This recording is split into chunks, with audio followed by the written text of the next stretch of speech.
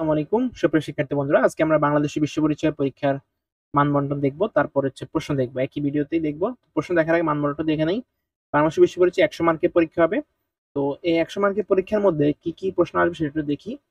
এখানে 5টি সৃজনশীল প্রশ্নের অ্যান্সার দেওয়া লাগে 50 মার্ক, সংক্ষিপ্ত প্রশ্ন 20 মার্ক আর বহু নির্বাচনী হচ্ছে 30 মার্ক।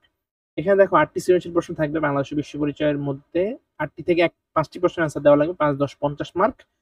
সংক্ষিপ্ত প্রশ্ন থাকবে 15টি, যার মধ্যে 10টি প্রশ্নের আনসার দেওয়া লাগবে 2 মার্ক করে, 10 দুগুণে 20 মার্ক। আর এমসিকিউ প্রশ্ন থাকবে 30টি, প্রতিটির জন্য 1 মার্ক করে, 30 থেকে 30। এই হচ্ছে 100 মার্কের পরীক্ষার মানবন্টন। চলো আমার প্রশ্নটি দেখে নেই।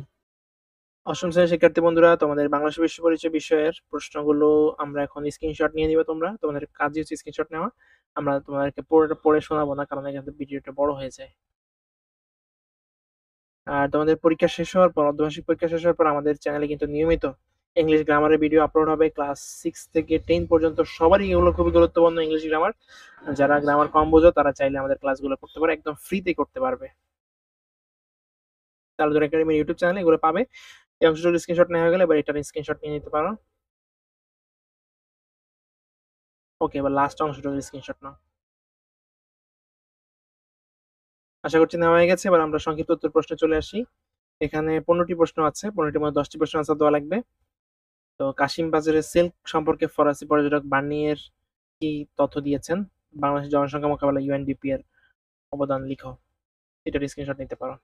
এবার সৃজনশীল অংশ আসে। সৃজনশীল অংশে 5টি সৃজনশীল প্রশ্নের অ্যান্সার দেওয়া লাগবে 8টি থেকে।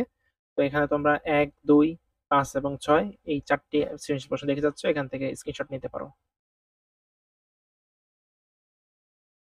এবার আমরা 3 4 7 8 এই প্রশ্নগুলো দেখছি, এগুলোর স্ক্রিনশট নাও। এখানে সংবিধান কি, গারোদের আদি ধর্মের নাম লিখো, জীববৈচিত্র্য কি, হু এর সদর দপ্তর কোথায় অবস্থিত। এখানে টোটাল 8টি প্রশ্ন আছে। স্ক্রিনশট নেওয়া ডান আশা করছি। এবার আমরা অ্যান্সার গুলো দেখবো। এমসিকিউ অংশের অ্যান্সার এখানে দেওয়া আছে 1 থেকে 30 পর্যন্ত। এটা একটি স্ক্রিনশট নিয়ে এই এমসিকিউ গুলো বাসায় বেশি বেশি প্র্যাকটিস করবে। আশা করছি ভিডিওটি ভালো লেগেছে। পরবর্তী ভিডিও দেখার আমন্ত্রণ। Till then, take care.